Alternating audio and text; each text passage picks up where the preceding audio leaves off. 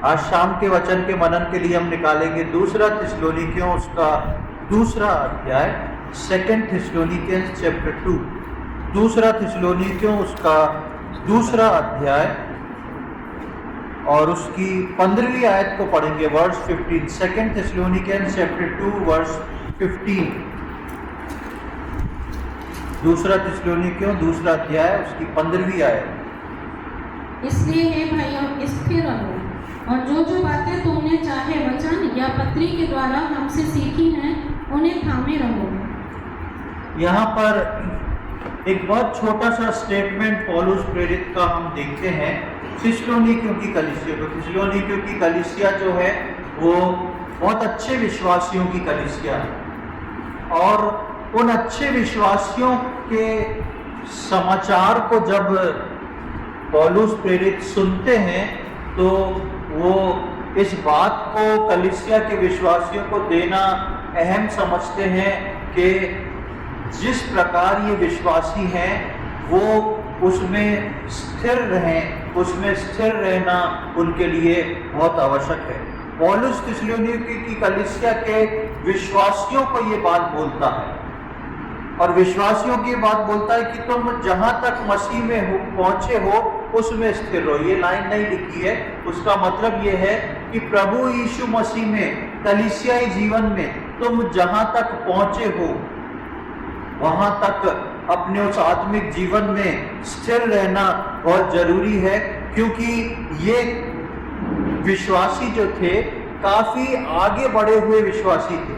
और पौलुस कई कलीसियाओं को देख चुका है, पौलुस कई कलीसियाओं को पत्र लिखता है जिसमें हमको पता पड़ता है कि कई कलीसियाओं में लड़ाई झगड़े हैं, कई कलीसियाओं में जो है गलत बातें आ चुकी हैं, कई कलीसियाओं में परमेश्वर की इच्छा के अनुसार कलीसियाएं नहीं चल रही। ऐसा पौलुस ने कई कलीसियाओं में लिखा। इसलिए पौलुस को एक्सपीरियंस है कि कलीसियाओं में किस किस प्रकार की गड़बड़ियां हैं। उसी बीच पौलुस जब थिस्सलुनीकियों की कलीसिया को ये पत्र लिखता है तो पौलुस जो है प्रसन्न है।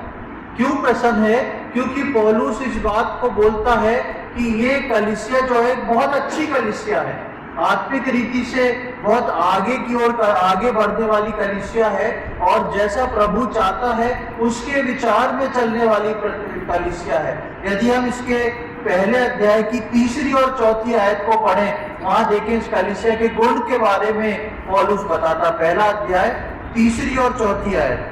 हे भाइयों, तुम्हारे विषय में हमें हर समय परमेश्वर का धन्यवाद करना चाहिए, और यह उचित भी है, इसलिए कि तुम्हारा विश्वास बहुत बढ़ता जाता है और तुम सबका प्रेम आपस में बहुत ही बढ़ता जाता है, यहाँ तक कि हम आप परमेश्वर की कलीसिया में तुम्हारे विषय में घमंड करते हैं कि जितने उपद्रव और क्लेश तुम सहते हो उन सब में तुम्हारा धीरज और विश्वास प्रकट होता है। देखिए कितनी अच्छी गवाही कलीसिया के लिए लिखी है। और पौलुस की अपने पत्रों में आदत थी कि कलीसिया में यदि कोई एक जन या दो जन गड़बड़ हो जाए तो पौलुस अपनी उस लेटर में हमेशा लिखता था फलाने फलाने व्यक्ति को छोड़ और कोई नहीं गिरा, फलाने फलाने व्यक्ति को छोड़ और बाकी सब ठीक है।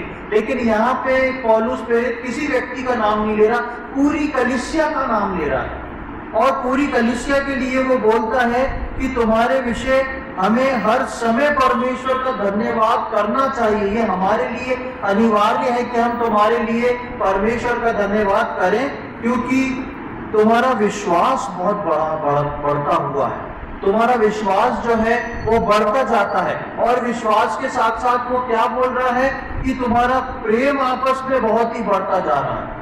कलीसिया में पौलुस प्रेरित दो बातों को देख रहा है कि इनका प्रेम और इनका विश्वास बढ़ता जा रहा है। जब कलीसिया बढ़ती है प्रेम में, विश्वास में, यीशु मसीह के प्रेम में, आत्मिकता में, तो शैतान जरूर बीज बोता है, शैतान जरूर गड़बड़ी के काम करता है। और जब गड़बड़ी होती है तो कुछ ना कुछ उपद्रव कलीसिया में होता है, कुछ ना कुछ समस्या आती है। और जब ये समस्या उपद्रव आती है तो इससे क्या होता है, जो आत्मिक लोग हैं, जो विश्वास में बढ़ रहे हैं, जो प्रभु के प्रेम में, आपसी प्रेम में बढ़ रहे हैं, वो ठोकर खा जाते हैं। वो जब ठोकर खा जाते हैं तो वो पीछे की ओर हटने लगते हैं। लेकिन पौलुस बोलता है कि ऐसा होने पर भी ये कलीसिया पीछे की ओर नहीं हट रही। उसकी 4 आयत में देखें, यहाँ तक कि हम आप परमेश्वर की कलीसिया में तुम्हारे विषय में घमंड करते हैं। क्यों करते हैं? कि जितने उपद्रव और क्लेश तुम सहते हो उन सब में तुम्हारा धीरज और विश्वास प्रकट होता है। यानी कि ऐसा नहीं कि वो कलीसिया दूध की धुली हुई कलीसिया है, उस कलीसिया में भी कुछ ना कुछ उपद्रव हुआ था, लेकिन ये विश्वासी इतने मजबूत थे कि इनके प्रेम और इनके विश्वास को कोई हिला नहीं पाया। ऐसी सुंदर गवाही हम एक कलीसिया की देखते हैं। और आज के समय में, आज के वक्त में मेरे और आपके लिए जरूरी है, हम जिस कलीसिया में हैं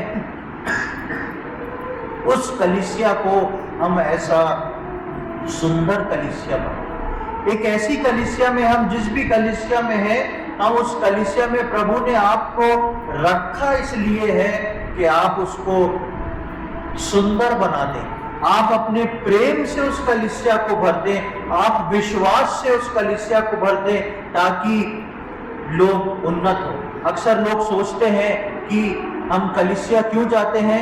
प्रभु भोज में से भाग लेने को जाते हैं, प्रभु की स्तुति आराधना करने को जाते हैं। बेशक ये प्रायोरिटी वाली चीज है, लेकिन कलीसिया में परमेश्वर ने आपको कलीसिया को भी बिल्टअप करने के लिए रखा है। प्रभु नहीं चाहता कि आप कलीसिया में एज अ विजिटर आए, प्रभु चाहता है कि आप कलीसिया में एज अ ओनर आए, कि मेरी कलीसिया है, जितने भी समय के लिए प्रभु ने मुझे इसमें रखा है, मुझे कुछ करके जाना है इसमें। उस विश्वास और उस प्रेम में बढ़ते जाना है, और उपद्रव और दूसरी समस्याएं आएंगी, उसमें क्या करना है?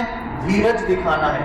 इसलिए पौलुस प्रेरित जो है वो दूसरे अध्याय की 15वीं आयत में कहता है, जो हमने सबसे पहले पढ़ी थी, इसलिए हे भाइयों। किस लिए? वो किस लिए आप समझ गए हैं। इसलिए हे भाइयों स्थिर रहो, और जो जो बातें तुमने चाहे वचन के या पत्री के द्वारा हमसे सीखी हैं उन्हें थामे रहो। प्रियो, इन अंत के दिनों में जरूरी है हर विश्वासी के लिए कि जो जो बातें उसको प्रभु से मिली हैं, जो जो बातें वचनों के द्वारा कलीसिया में मिली हैं, जो जो बातें आत्मिक अगुवाई के द्वारा उसको मिली हैं, जैसे उसका प्रेम बढ़ा है, जैसे उसका विश्वास बढ़ा है, वो सब जो हैं उसको थामे रहे, उसमें आप और मैं स्थिर रहें। क्योंकि शत्रु शैतान चाहता है कि वो मेरे और आपके जीवन से हमारे उस प्रेम को खींच के निकाल दे। शत्रु शैतान चाहता है कि मेरे और आपने जितना थोड़ा थोड़ा करके अपने विश्वास को बढ़ाया है, शैतान चाहता है कि वो मेरे और आपके अंदर से उस विश्वास को छीन ले और मुझको कैसा विश्वासी बना दे?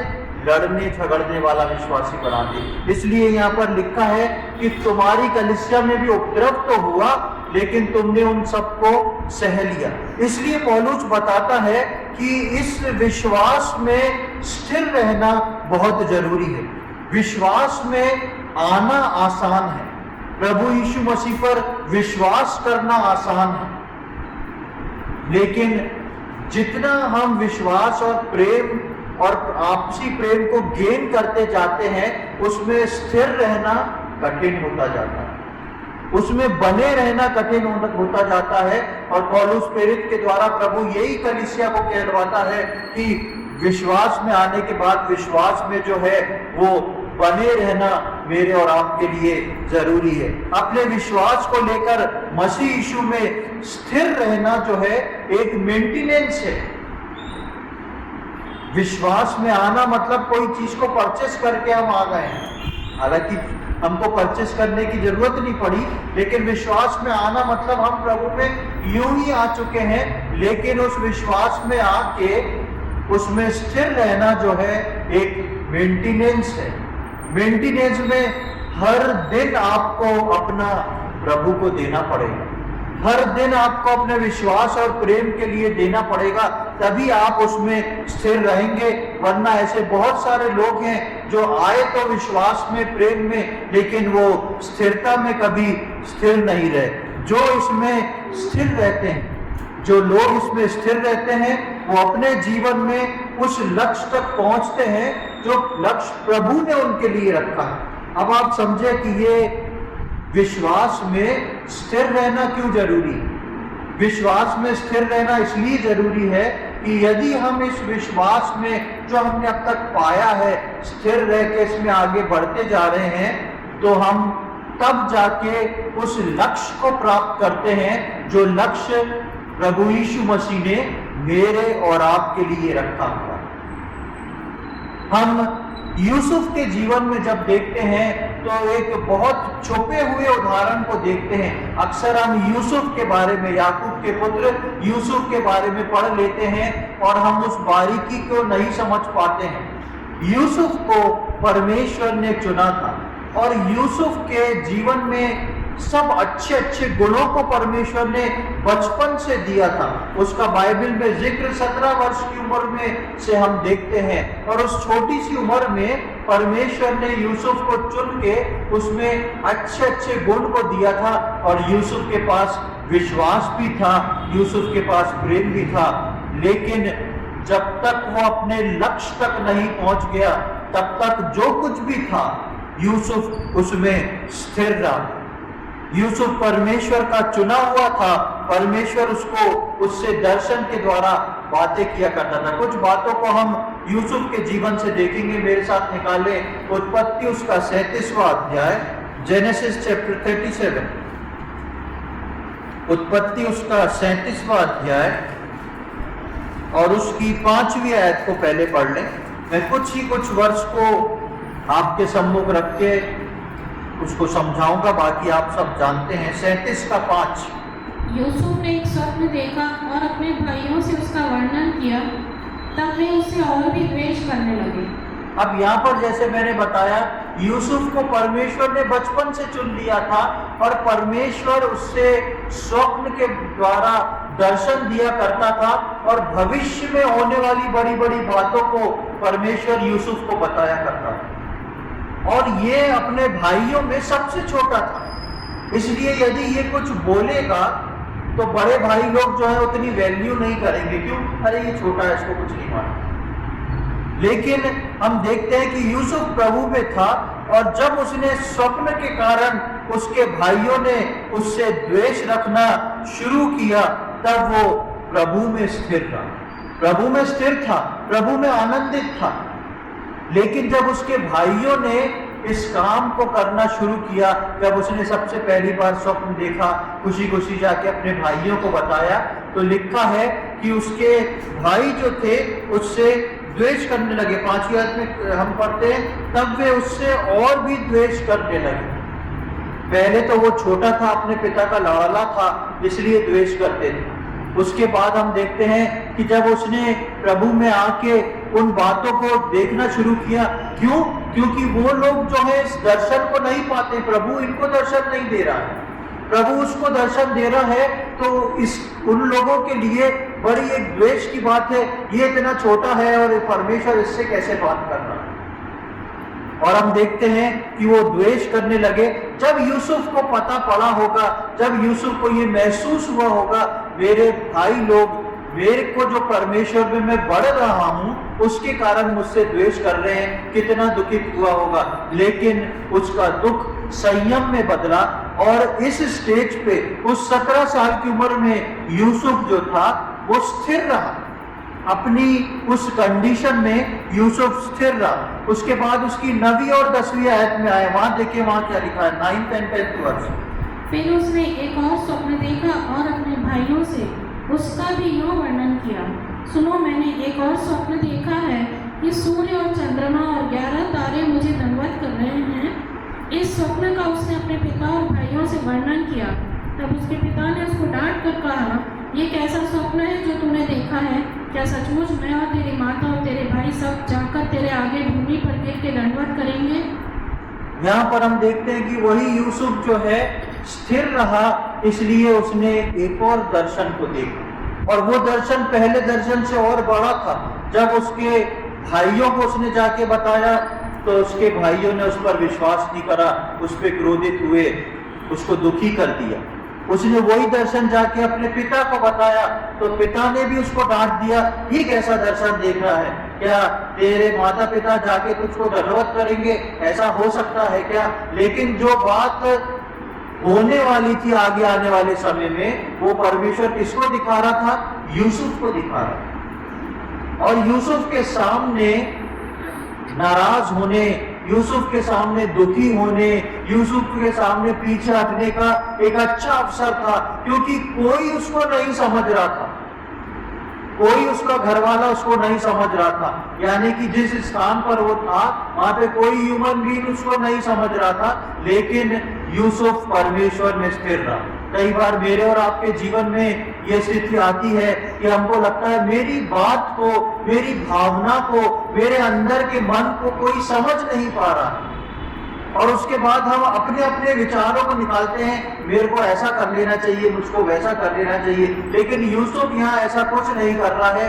क्यों नहीं कर रहा है? क्योंकि जो कुछ उसने सीखा है, जो कुछ उसको परमेश्वर से मिला है, वो उसके अंदर स्थिर बना हुआ है। इसी स्थिरता को पौलुस प्रेरित बोलता है। उसके बाद इसकी 23वीं और 24वीं आयत को पढ़ें, 23 और 24।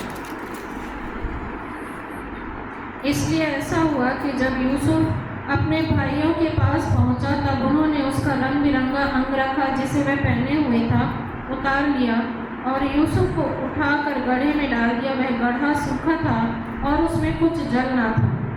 यूसुफ के भाई जंगल में भेड़ बकरियों को चरा रहे थे, और यूसुफ के भाई सोचते हैं, यूसुफ जो था अपने भाइयों के लिए खाने पीने की वस्तुओं को लेकर आया था, उनका हालचाल पूछने आया था। लेकिन यूसुफ के भाइयों की नफरत यूसुफ के प्रति इतनी बढ़ गई थी कि उन्होंने उसको पकड़ के जंगल में सूखे गड्ढे में डाल दिया, ताकि यहाँ पे इसको खाने पीने को कुछ ना मिले और एक दिन ये मर जाए और पिता को बोल देंगे कि जंगल में कोई जंगली जानवर इसको खा गया। तो हम देखते हैं कि यूसुफ जो था, इस समय यूसुफ के जीवन में क्या बीती होगी जब उसके अपने भाई उसके साथ ये कर रहे थे।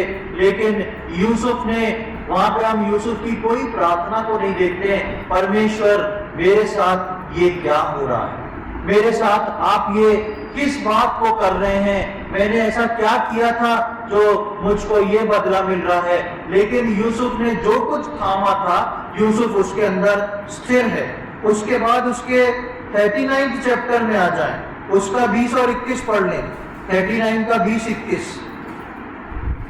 और यूसुफ के स्वामी ने उसको पकड़कर बंदी गृह में, जहाँ राजा के कैदी बंद थे, डलवा दिया। अतः वह उस बंदी गृह में रहा, पर यहोवा यूसुफ के संग संग रहा और उस पर करुणा की, और बंदी गृह के दरोगा के अनुग्रह की दृष्टि उस पर हुई। यहाँ पर हम देखते हैं कि इसके अंदर यूसुफ जो है, आगे चल के यूसुफ को बेच डाला जाता है। उसके बाद जो है उसको एक जगह गुलाम बनना पड़ता है। गुलाम बनने के बाद उसको जेल, झूठे इल्जाम में जेल भेज दिया जाता है। वहाँ जेल में भी यूसुफ कहाँ से यूसुफ कहाँ पहुँच गया है, कई वर्ष, कई समय बीत गए हैं, यूसुफ कहाँ से कहाँ पहुँच गया है, जेल में है। और यूसुफ के लिए लिखा है कि यहोवा यूसुफ के संग संग रहा। परमेश्वर यूसुफ के संग संग क्यों रहा? क्योंकि उसके पीछे का कारण यह है कि यूसुफ अपने परमेश्वर में स्थिर रहा। मेरे और आपके जीवन में प्रियो, मुझको और आपको परमेश्वर में स्थिर रहना बहुत आवश्यक है। इसकी 23वीं आयत में लिखा है, यूसुफ के वंश में से जो कुछ था उस पे बंदी गृह में दरोगा का कोई भी वस्तु देखनी ना पड़ती थी, क्योंकि यहोवा यूसुफ के साथ था और जो कुछ वो करता था यहोवा उसको उसमें सफलता देता था। हम देखते हैं कि यूसुफ के वश में सब कुछ कर दिया गया, उसके वश में सब कुछ कर दिया गया, क्योंकि दरोगा इस बात को वॉच कर रहा था कि ये मनुष्य जो कुछ करता है वो सफल हो जाता है। प्रियो, ये परमेश्वर के लोगों की आशीष है कि जो वो करते हैं वो सफल होता है, और परमेश्वर जो है वो उनके साथ साथ था, क्योंकि यूसुफ जो था वो परमेश्वर के साथ साथ था। जो कुछ भी यूसुफ ने पाया था वो उसमें स्थिर था।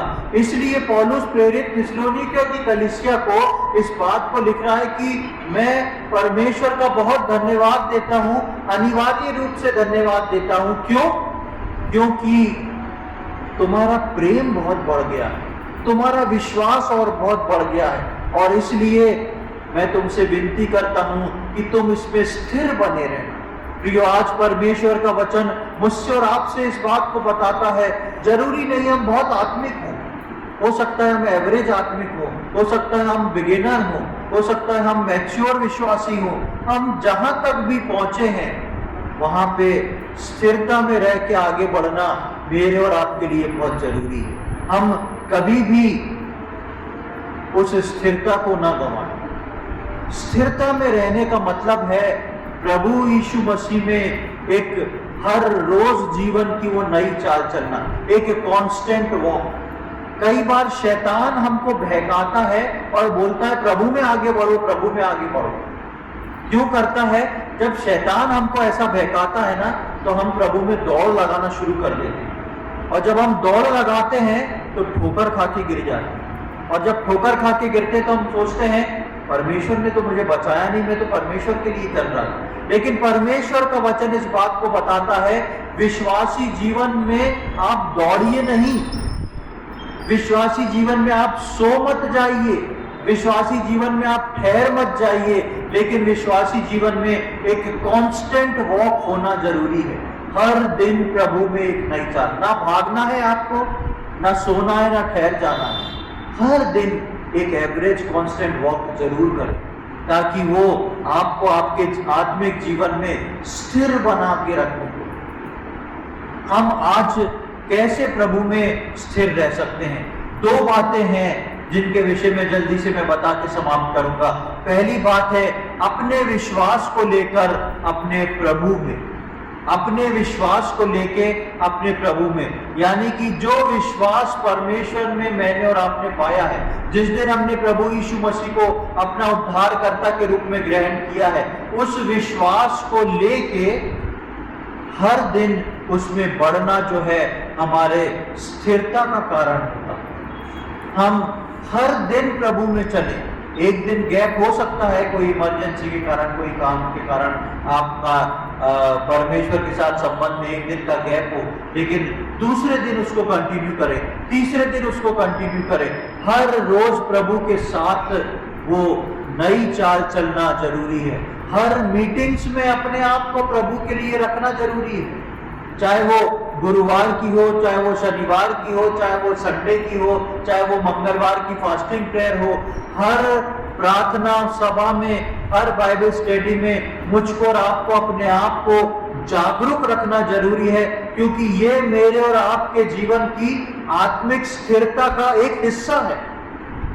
यहां तक कि जब हम कलीसिया आते हैं, जब पहली प्रार्थना होती है, वो पहली प्रार्थना आपके जीवन का एक हिस्सा है। जो गीत गाए जाते हैं वो आपके जीवन का एक हिस्सा है। इसलिए परमेश्वर के भवन में बताया जाता है कि हम समय से आए, पहली प्रार्थना के समय से आए, पहली प्रार्थना को सुने, गीत गाएं, पहले से रहें, क्योंकि वो सब जो है मेरी और आपकी स्थिरता का कारण है। आराधना, गीत, प्रार्थना, परमेश्वर के वचन, गवाही, ये सब हमारे जीवन में एक स्थिरता का कारण है। इस स्थिरता के कारण को मुझको और आपको हर रोज मेंटेन करना है परमेश्वर के भवन में आके। दूसरा स्थिरता का कारण क्या होता है एक विश्वासी के लिए? दूसरा स्थिरता का कारण होता है मेज की संगति, यानी कि प्रभु भोज में आके इस मेज की संगति जो है वो मेरे और आपके जीवन का एक बहुत बड़ा कारण है। एक आयत को जो बहुत खास है मैं आपके सम्मुख पढ़वाऊंगा, यूहन्ना रचित सुसमाचार उसका 6वां अध्याय, यूहन्ना रचित सुसमाचार उसका 6वां अध्याय, gospel according to John chapter 6 verses 53 to 57। यीशु ने उनसे कहा, मैं तुमसे सच सच कहता हूँ कि जब तक तुम मनुष्य के पुत्र का मांस ना खाओ और उसका लहू ना पियो, तुम में जीवन नहीं। जो मेरा मांस खाता और मेरा लहू पीता है, अनंत जीवन उसी का है, और मैं उसे अंतिम दिन फिर जिला उठाऊंगा, क्योंकि मेरा मांस वास्तव में खाने की वस्तु है और मेरा लहू वास्तव में पीने की वस्तु है। जो मेरा मांस खाता और मेरा लहू पीता है वह मुझ में स्थिर बना रहता है और मैं उसमें। जैसा जीवते पिता ने मुझे भेजा और मैं पिता के कारण जीवित हूँ, वैसा ही वह भी जो मुझे खाएगा मेरे कारण जीवित रहेगा।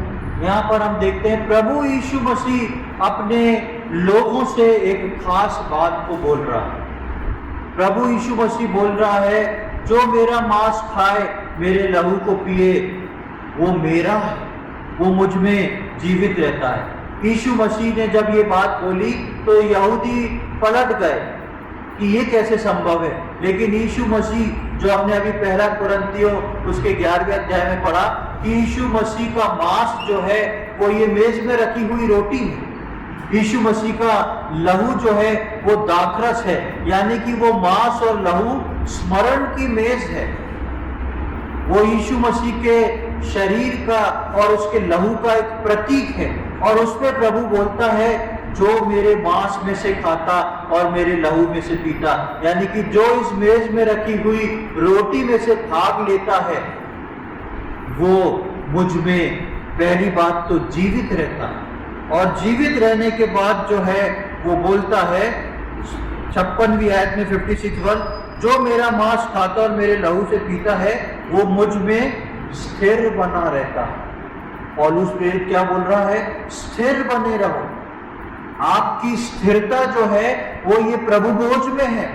प्रभु बोझ में और आप जो है इसको रूटीनल समझ के ना लें, वरना हमारे जीवनों में बहुत सारी गलतियां आ जाएंगी, हम इसको लेने लायक नहीं बचेंगे। ये इसको इस रीति से लें कि ये मेरे और आपके जीवन में उस जीवन को डालता है, मुझको और आपको जो है उसमें वो स्थिर रखता है। और इसलिए 57 वर्ष में लिखा है, जैसा जीवित पिता ने मुझे भेजा और मैं पिता के कारण जीवित हूँ, वैसा ही वो भी जो मुझे खाएगा मेरे कारण जीवित रहेगा, यानी कि जागृत रहेगा, स्थिर रहेगा। प्रभु चाहता है मैं और आप जागृत रहें, प्रभु चाहता है मैं और आप स्थिर रहें। प्रियो, मेरे और आपके जीवन में पौलुस प्रेरित थिस्सलुनीकियों की कलीसिया को उदाहरण इसलिए देता है, हर कलीसिया थिस्सलुनीकियों की कलीसिया नहीं होती।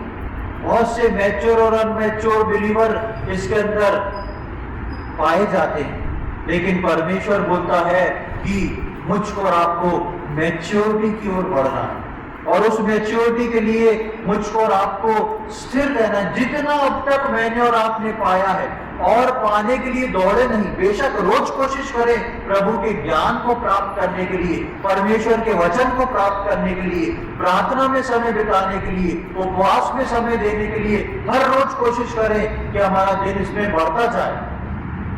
लेकिन इस बात को याद रखें, ऐसा ना हो जो कुछ आपने पिछले दिनों से पाया है वो आपके जीवन से जाता जाए। यदि आप उसको लेते जाएं, आगे वाले जीवन को लेते जाएं, पीछे वाला जीवन जाता जाए, तो वो किसी काम का नहीं। इसलिए पौलुस प्रेरित थिस्सलुनीकियों की कलीसिया को बोलता है, मैं बहुत आनंदित हूँ, मैं प्रसन्न हूँ और परमेश्वर को धन्यवाद देता हूँ, तुम्हारे लिए प्रार्थना करता हूँ, क्योंकि तुम में प्रेम बहुत बढ़ गया, तुम में विश्वास बहुत बढ़ गया, तुम में ऐसे उपद्रव तो हो रहे हैं, लेकिन तुम्हारे संयम के कारण वो सब कुछ सेटल्ड है।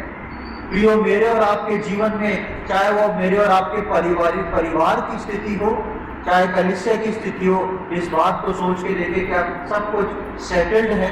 यदि ऊबड़ खाबड़ है तो मुझको और आपको अपने जीवन में संयम रखने की जरूरत है, और उस संयम के साथ जो भी शिक्षा हमने पाई है प्रभु में स्थिर रहने की जरूरत है, कि मैं और आप जो हैं प्रभु में स्थिर रह के प्रभु में मजबूती के साथ खड़े रहें। प्रभु मुझको और आपको स्थिर रखना चाहता है। आज मैं और आप अपने जीवन में इस बात को सोच के देखें, हमने पाया तो अब तक बहुत कुछ है, बहुत सारे वचनों को हम सुन चुके हैं, बहुत सारी उपवास प्रार्थनाओं में बैठ चुके हैं, बहुत सारी प्रार्थनाओं को कर चुके हैं, लेकिन स्थिरता का आज हमारे जीवन में है, या हमने जो स्थिरता पाई थी उसको हम खो चुके हैं। यदि आप खो चुके हैं तो प्रभु आज आपको फिर से निमंत्रित करता है प्रभु आज आपको फिर से आमंत्रित करता है, मेरे बेटे मेरी बेटी वापस आओ और उसमें स्थिर बनो, क्योंकि एक सच्चाई है और सच्चाई जो है वो है प्रभु यीशु मसीह का दूसरा आगमन। उसका आगमन शीघ्र होने वाला है। तब तक ऐसा ना हो मैं और आप बिखेरने वाले बन जाएं। पाया तो हमने बहुत कुछ, लेकिन बिखेर दिया। लेकिन प्रभु कहता है जो कुछ तुमने पाया है उसमें स्थिर बने रहो। परमेश्वर हमारी सहायता करे, आने वाले समय में मैं और आप स्थिर बने रहें, उस स्थिरता में मजबूत रहें। जो कुछ भी मैंने और आपने सीखा और पाया है, स्थिर बने रहें, दूसरों को मजबूत करें, दूसरों को स्थिर बनाएं। और इन दो बातों के कारण जो मैंने बताया, विश्वास को लेके अपने प्रभु में स्थिर और प्रभु बोझ में से भाग लेके अपने प्रभु में स्थिर, ये दोनों बातों का ध्यान रखें। हमारे जीवन में प्रभु सहायता करे कि हम इन दोनों बातों से चूके नहीं, लेकिन इन दोनों बातों में हम परमानेंट परमेश्वर को पकड़ के स्थिरता में बढ़ते जाए। और उस हमारे लिए इस बात को बोल सके कि मैं इनसे प्रसन्न हूँ क्योंकि इनका जीवन स्थिर है। परमेश्वर इन वचनों को समझने में हमें से प्रत्येक की सहायता करे। प्रभु के नाम की महिमा हो। आइए हम प्रार्थना करें। प्रभु जी, हम धन्यवाद देते हैं सुंदर समय के लिए। एक और बार हमारे जीवन में आपने ये अवसर प्रदान किया प्रभु, इस मेज के चारों ओर आके आपकी आराधना स्तुति कर सके। आपके वचनों के लिए हम धन्यवाद देते हैं प्रभु जी। हम धन्यवाद देते हैं थिस्सलुनीकियों की कलीसिया के बारे में हमने पढ़ा। प्रभु हम प्रार्थना विनती करते हैं, आज ये कलीसिया को हम आपके हाथों में सौंपते हैं। ये कलीसिया प्रभु जी आपके प्रेम में, आपके विश्वास में बढ़ती रहने वाली कलीसिया हो। और जो कुछ इस पर कलीसिया के लोगों ने पाया है, यहाँ बैठे एक एक विश्वासी के जीवन के लिए हम प्रार्थना करते हैं। यदि उन्हें अपने जीवन में कुछ खो दिया है प्रभु, तो प्रभु आप दया करें, आप क्षमा करें, आप अपने लहू से धो के शुद्ध करें और वो वापस उनको प्रदान करें। जिस स्थान पे वो आए हैं प्रभु, वो सब अपना वापस लौटा के लेके जाएं। और प्रभु हम प्रार्थना करते हैं कि अब से आपके वचन के अनुसार प्रभु में वो स्थिरता में रहे, उनके जीवन स्थिर हो जाए और ऐसे स्थिर हो जाए प्रभु कि आपके आगमन तक कोई उनको हिलाने वाला ना हो, आपके आगमन तक उनको शैतान नीचे गिराने वाला ना हो, लेकिन प्रभु में उस स्थिरता को प्राप्त करके मजबूती में आगे बढ़ सके। ऐसे हम एक एक विश्वासी के लिए प्रार्थना करते हैं प्रभु, आप दया करें। आज के दिन के लिए हम धन्यवाद देते हैं प्रभु, आपने प्रार्थना सुनी उसके लिए धन्यवाद। ये सारी बातें अपने उद्धार करता प्रभु यीशु मसीह के पवित्र मीठे नाम से मांगते हैं, आमीन।